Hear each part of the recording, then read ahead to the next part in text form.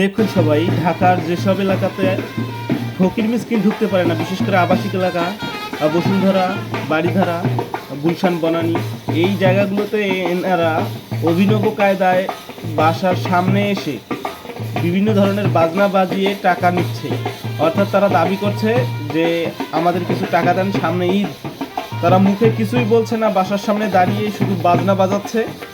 কিছু সময় পর ওই বাসার মালিক বা ওই বাসায় যারা থাকে তারা কেউ কিছু না কিছু দিচ্ছে।